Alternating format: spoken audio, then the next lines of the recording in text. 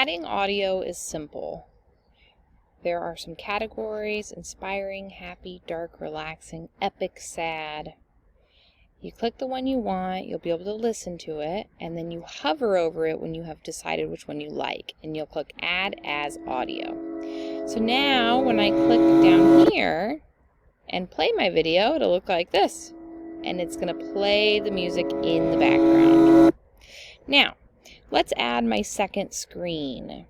When you want to add your next screen, you can click either text again, or you can choose to do a background or an image. Now, unfortunately, the images on here are all paid for, so if you want an image, you're going to have to upload some media to add an image in, and I'll show you in a separate video how to do that.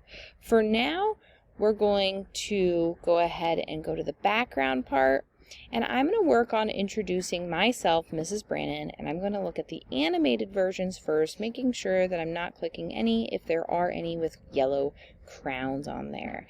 I'm going to choose an animated image that I feel best represents me and that I'm loving. So I'm going to go ahead and choose this one, and the one that I like, I'm going to go ahead and click it, that plus sign area, you'll see kind of like right here, and it's added into my video. Now you get to go ahead and click edit on here, and that's where you get to add the text just like we did on the intro screen. There are some other features over here on the left side if you want to take a look at those. It involves being able to move around the text. You want your text to start here and then end up here, you can do that. Or maybe you just want to end it in the center, whatever you like, and then you're going to go ahead and click done when you're finished. Now my video looks like this.